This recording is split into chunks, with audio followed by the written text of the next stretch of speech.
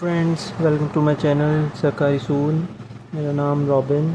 मैं आपका स्वागत करता हूँ एक ही बहुत ही इंफॉर्मेटिव वीडियो में। जिस वीडियो में हम बात करेंगे स्टैटिक जीके की तैयारी कैसे करें, क्या क्या पेड सोर्सेज हैं, क्या क्या फ्री सोर्सेज हैं और कितने टाइम में आपकी तैयारी हो जाएगी। अगर आप बिगिनर हैं या फिर एक्सपर्ट हैं, दोनों के लिए कैसे क्या क्या स्ट्रेटजी होनी चाहिए। तो मेरा सिलेक्शन भाई 2024 एसएससी एमटीएस में हुआ है। मुझे एमटीएस दिल्ली मिला है, एएसआई डिपार्टमेंट में, जो कि मेरा होम स्टेट है। तो आई होप ये वीडियो का सेकंड पार्ट समझ लीजिए, क्योंकि पार्ट वन में core subject GK core subject जो होते हैं जैसे हिस्ट्री, पॉलिटी, ज्योग्राफी, इको, ये सब के बारे में बता चुका हूँ। इनको कैसे करना है और कहाँ से करना है, फ्री हो या भले ही पेड सोर्सेज हो, वो बता चुका हूँ। इस वीडियो में बताऊँगा आपको स्टैटिक जीके कहाँ से करें और कैसे करना है। स्टैटिक जीके भाई एसएससी एमटीएस एग्ज़ाम में बहुत वेटेज रखता है। मैं तो कहता हूँ कम से कम 50 to 60% वेटेज स्टैटिक जीके का ही होता है। ये बहुत ही इंपॉर्टेंट है, इसे आप स्किप बिल्कुल नहीं कर सकते हैं। स्टैटिक जीके को एसएससी एग्ज़ाम में सबसे इम्पॉर्टेंट, अब तक जो ट्रेंड है टीसीएस पेपर लेती हुई आई है, वो ये देखा गया है कि एसएससी एमसीएस में जितने भी एग्ज़ाम होते हैं एसएससी के, उसमें स्टैटिक जीके का बहुत वेटेज है। और ख़ासकर एमटीएस में, मेरे टाइम पे एसएससी एमटीएस 2024 में अभी जो एग्ज़ाम हुआ था, कम से कम भाई 25 में से 12-13 क्वेश्चन तो स्टैटिक जीके थे।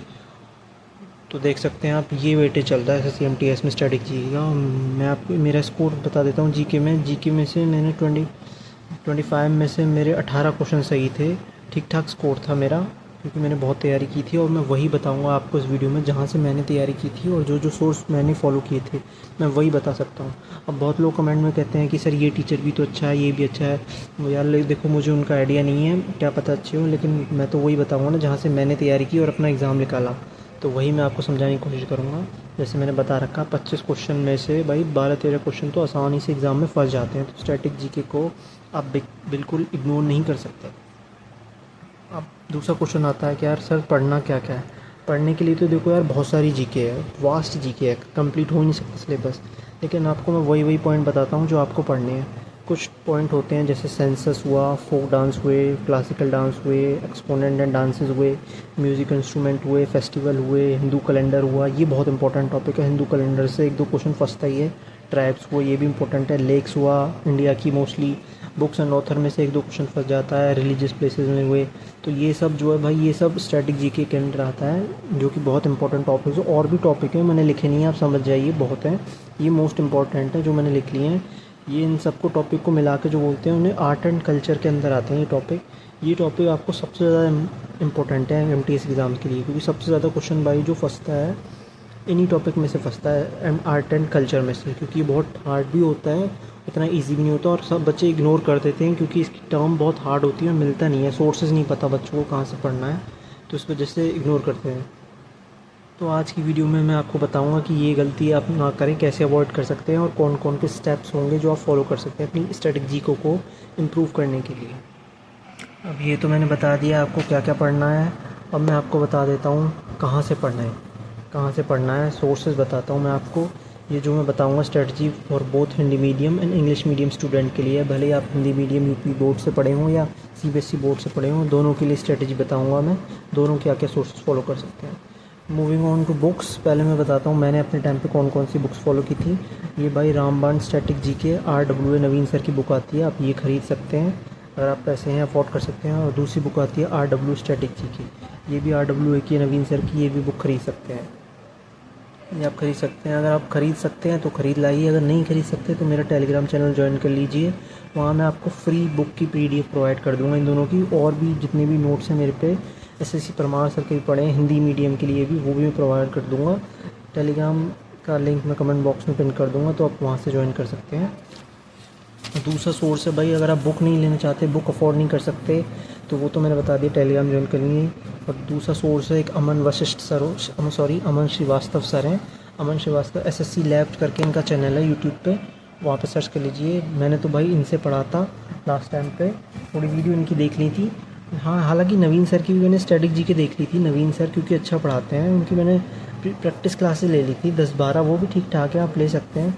लेकिन ये बंदा बहुत अच्छा है भाई, SSC लैब पे है, one stop solution for static GK भाई देखो, ऐसे तो आती नहीं है कि कैसे दूँ, जैसे गुजरात की कोस्ट लाइन कितनी है, इतने सिंपल तो आते नहीं है। वो पूछता है कि गुजरात से कितने स्टेट्स बॉर्डर बनाते हैं, वगैरह, उनकी स्टेट्स की पॉपुलेशन क्या है, तो इतना डीप जाता है। तो ये जो सर है अमन श्रीवास्तव सर बहुत ही डीप पढ़ाते हैं, डिटेल्स में पढ़ाते हैं, जो कि एसएससी एग्ज़ाम पूछता है।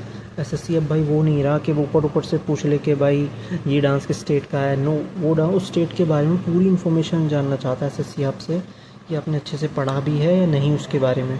तो ये थे 2 सोर्सेज मैंने आपको बता दिए, और तीसरा सोर्स भी मैं बता देता हूँ आपको यहाँ पे। तीसरा सोर्स और बेस्ट सोर्स जो मैं बताता हूँ, जो मैंने फॉलो किया था, एसएससी परमार सर को आप फॉलो कीजिए यूट्यूब चैनल पे। अगर आप उनका पेड बेच लेना चाहते हैं तो ले सकते हैं, अगर आप अफोर्ड कर सकते 2000 रुपये। अगर आप नहीं ले सकते तो मेरा टेलीग्राम चैनल ज्वाइन कर लीजिए, वहाँ पे मैं नोट्स डाल दूँगा उनके, हिंदी इंग्लिश दोनों। ये बहुत ही अच्छा टीचर है। इनकी यूट्यूब पे फ्री प्लेलिस्ट पड़ी हुई है भाई, पिछली वीडियो मैंने बता दिया था कैसे करना है, वो देख लेना पार्ट 1 इसका।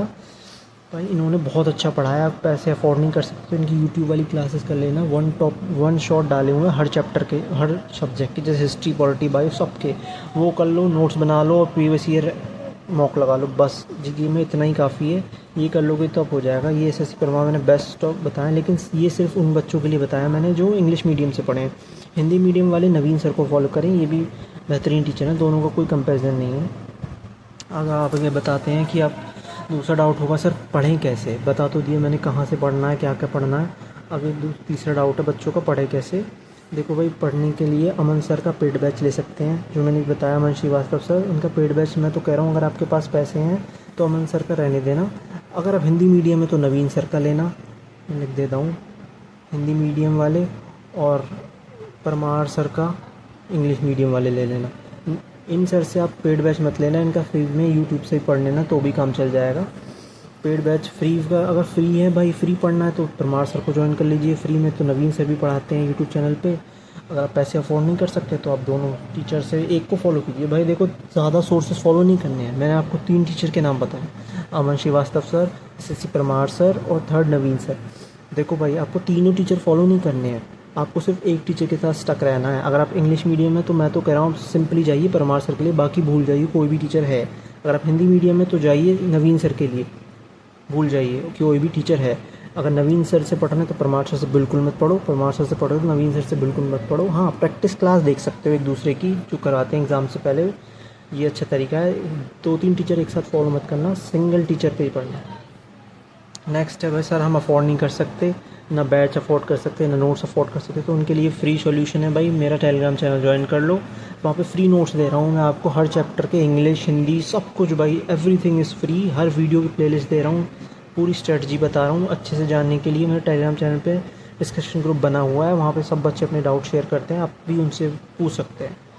दैट्स ऑल, ये थे आज की वीडियो। आई होप मैंने अच्छे से समझा पाया हूँ कि आप स्टैटिक जीके कहाँ से कर सकते हैं, कैसे कर सकते हैं और क्या क्या सोर्स होने चाहिए। तो जो मैंने किया था भाई, मैंने तो वही समझाया, अब आपकी मर्ज़ी है आपको कैसे करना है।